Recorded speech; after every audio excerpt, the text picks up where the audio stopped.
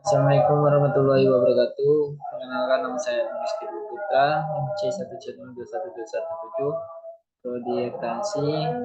Kali ini saya akan menjelaskan tentang subjek PPH Badan. Subjek PPH Badan adalah dalam negeri adalah seluruh perusahaan yang aktivitas bisnisnya berada di Indonesia. Jadi sederhananya adalah semua perusahaan yang berdiri dan mendapatkan pendapat di Indonesia, maka termasuk dalam subjek PPH. Badan dalam negeri dan pemerintahan perusahaan tersebut wajib membayar pajak penghasilan kepada negara. Sedangkan subjek PPH badan luar negeri yaitu setiap badan usaha yang tidak didirikan dan bertempat di wilayah Indonesia tapi memiliki aktivitas bisnis dan mendapatkan pendapat dari Indonesia dikenakan pajak.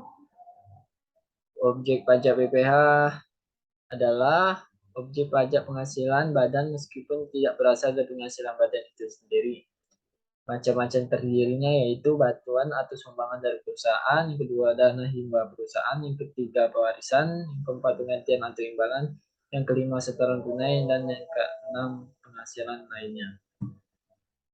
Norma perhitungan badan PT Sentosa, contoh dari norma perhitungannya itu PT Sentosa Raya Buana mendapatkan penghasilan kotor senilai 2 miliar, maka besaran pajak penghasilan dari PT Sentosa Raya Buana yaitu 50% dikali 25% dikali miliar, jadi 620 juta rupiah.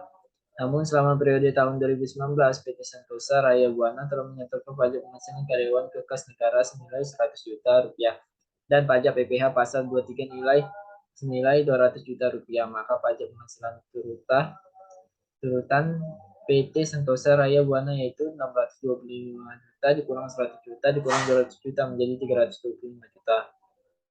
325 juta merupakan angka bisa dicicil oleh PT Sentosa Raya Buana ke kas negara atas penghasilan badan usaha di tahun 2019. Karenanya jumlah di atas adalah sisa pajak yang harus dibayar PT Sentosa Raya Buana di tahun 2019, yaitu pajak tersebut dapat dicicil dengan meminta persetujuan dari kantor pajak setempat, yaitu keterangan sebagai berikut: satu penghasilan kotor 2 miliar, kredit pajak PPh 21 100 juta rupiah, kredit pajak PPh 23 200 juta rupiah, pajak penghasilan badan tadi yaitu 625 juta rupiah, dan pajak penghasilan terutang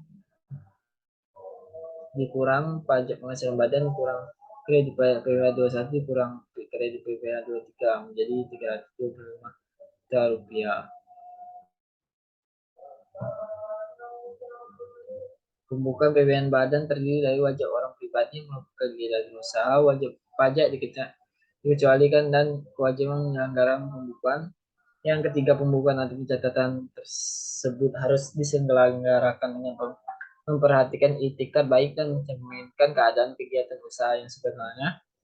Yang keempat, pembukaan atau pencatatan harus diselenggarakan di Indonesia dengan menggunakan huruf Latin angka Arab satu huruf Latin angka Arab satu mata uang rupiah disusun dalam bahasa Indonesia ataupun dalam bahasa asing yang diizinkan oleh Menteri Keuangan.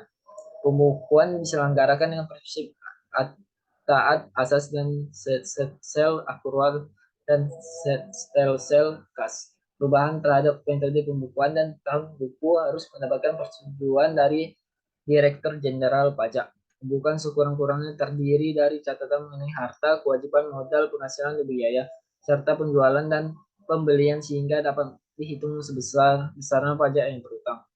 Yang keenam, yaitu buku catatan dan dokumen menjadi dasar pembukuan atau pencatatan yang dokumen lain termasuk hasil pengelola data dari pembukuan yang dikelola secara elektronik atau secara program aplikasi online wajib disimpan selama 10 tahun di Indonesia. Tarif PPh badan yaitu berdasarkan pasal 17 ayat 1 bagian UU nomor 7 tahun 2021 tentang harmonisasi peraturan perpajakan. Tarif pajak yang dikenakan kepada badan adalah 22%. Startup ini berlaku mulai dari 1 Januari 2022. Selanjutnya, berdasarkan peraturan pemerintah pengganti Undang-Undang Republik Indonesia nomor 1 tahun 2020, pemerintah menurunkan tarif umum PPh badan menjadi 22% untuk tahun 2020 dan 2021, lalu menjadi 20%. Namun dengan adanya UU HPP dan tarif PPh badan kembali menjadi 22%. Sekian dari penjelasan saya. Terima kasih. Assalamualaikum warahmatullahi wabarakatuh.